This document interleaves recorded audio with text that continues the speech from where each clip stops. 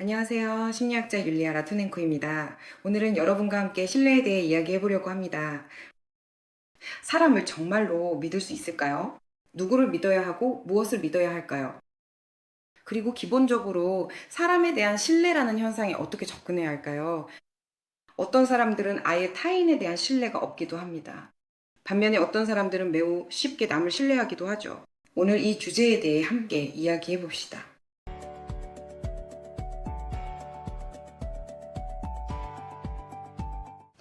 그리고 항상 그렇듯이 영상 시작에 아직 구독하지 않으셨다면 이 채널을 구독해 주시길 부탁드립니다. 좋아요를 누르고 7단어 이상으로 댓글을 남기는 것도 잊지 마세요. 그렇다면 신뢰란 무엇일까요? 제 인생에서 저는 사람들을 믿었다가 나중에 그것을 매우 후회한 적이 많았습니다. 하지만 그 후에 저는 신뢰란 단지 제 선택일 뿐이라는 것을 깨달았습니다. 신뢰하든 신뢰하지 않든 그거는 단순히 선택일 뿐입니다. 하지만 아마도 정말 신중하게 두 가지 질문에 대해 생각해 봐야 할 것 같습니다. 나는 누구를 신뢰하는가? 그 사람이 가까운 사람인지 아니면 낯선 사람인지 내가 신뢰하는 그 사람과의 친밀도에 대해 생각해 보는 것입니다.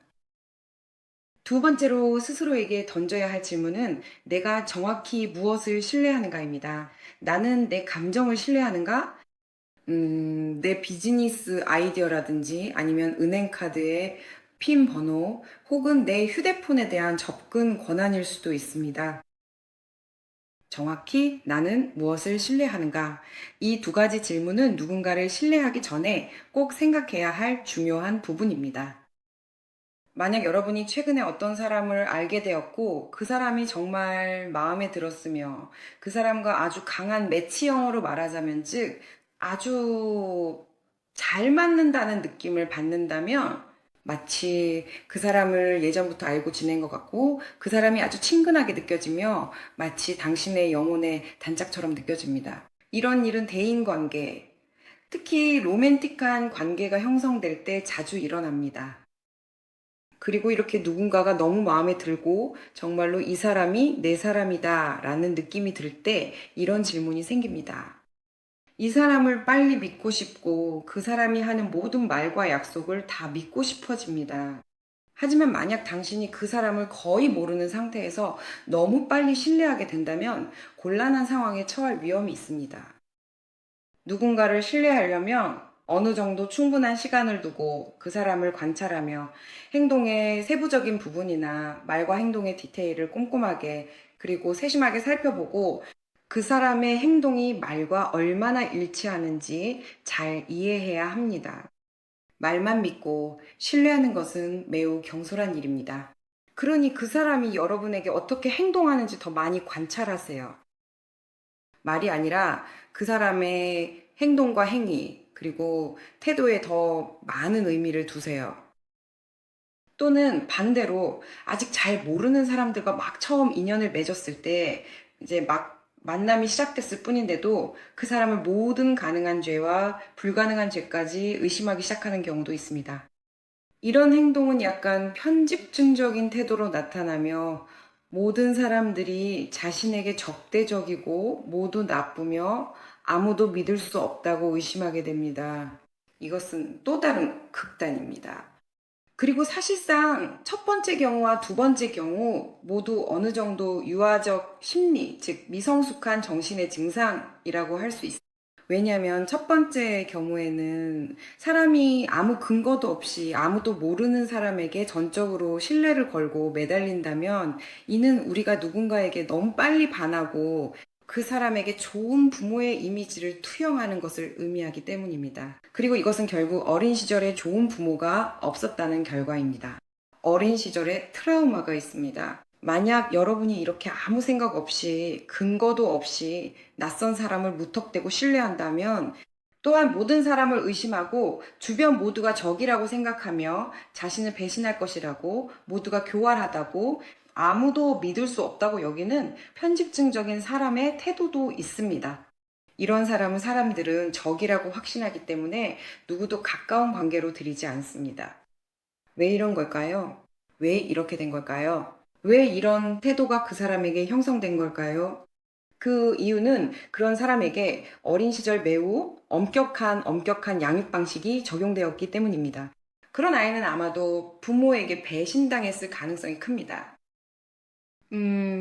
그들의 약속을 믿거나 그들의 약속에 의지하는 것은 아마도 불가능했을 거예요. 왜냐하면 그들은 약속을 지키지 않았으니까요. 아마도 부모는 그런 아이를 속이고 자주 거짓말을 하고 사실을 왜곡했기 때문에 아이는 부모에 대한 신뢰를 완전히 잃어버렸을 것입니다. 그리고 부모는 아이에게 온 세상과도 같습니다.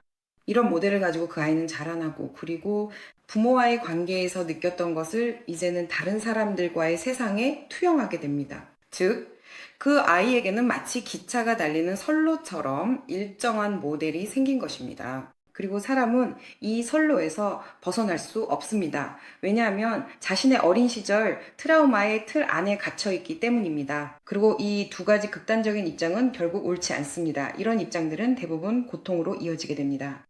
첫 번째 경우에는 너무 집착하게 되고 융합 상태에 빠지게 되며 두 번째 경우에는 반의존적이고 편집증적이며 적대적인 태도를 보이게 됩니다.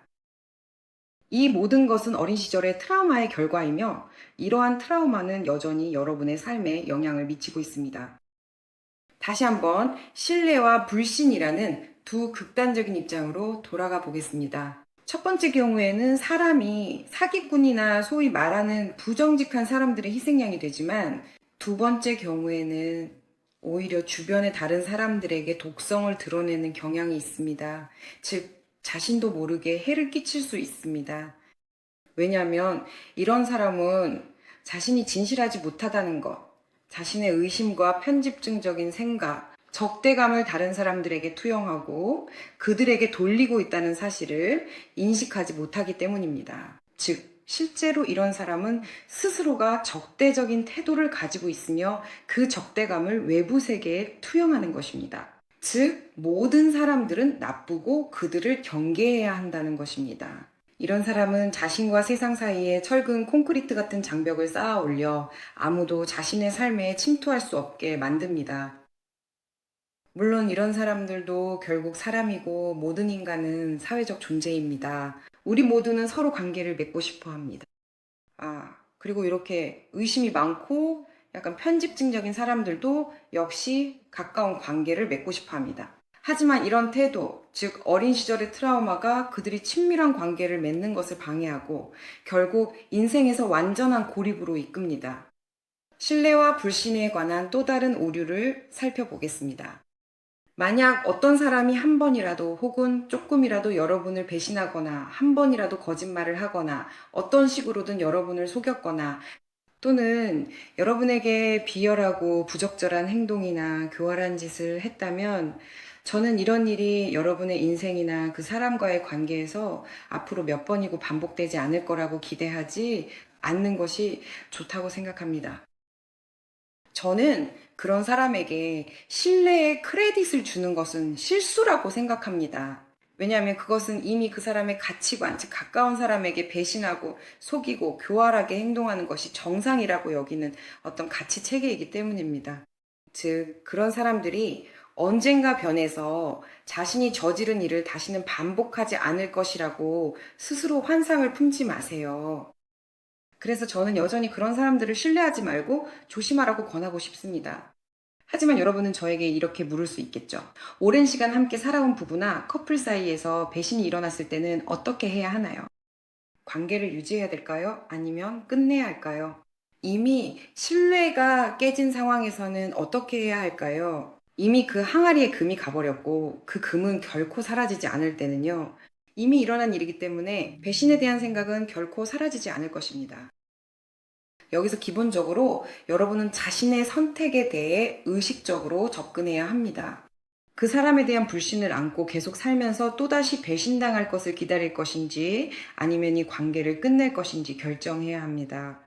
왜냐하면 한 번 배신하고 거짓말한 사람은 앞으로도 여러 번 그렇게 할 것이기 때문입니다.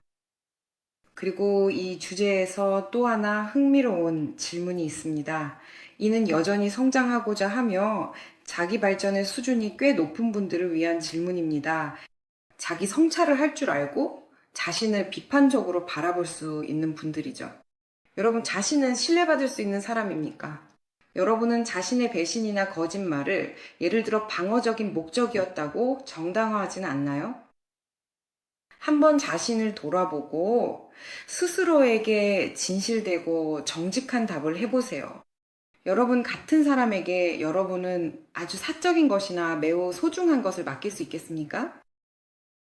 제 생각에는 만약 여러분이 스스로에게 아니요, 만약 그런 친구가 있다면 저 자신도 신뢰하지 않을 거예요 라고 답한다면 이 대답이 다른 사람들에 대한 관용을 조금 더 키워줄 것이라고 생각합니다. 즉, 다시 말해, 과학자들이 이미 과학적으로 밝혀낸 바에 따르면 사람들이 자신에 대해 이야기할 때 90%의 경우 자신과 대화 상대방을 속인다고 합니다. 왜냐하면 우리의 뇌가 우리 자신을 속이고 우리가 결코 자신에게 용서하지 않을 일조차도 정당화할 수 있는 미로로 우리를 이끌기 때문입니다. 그리고 항상 이 영상의 끝에서처럼 여러분께 다시 한번 상기시켜 드립니다. 이 영상이 유익하다고 느끼셨다면 좋아요를 눌러주시고 아직 구독하지 않으셨다면 제 채널을 구독해주세요. 그리고 7단어 이상으로 댓글을 남겨주세요. 유튜브가 짧은 댓글은 이상하게도 집계하지 않거든요.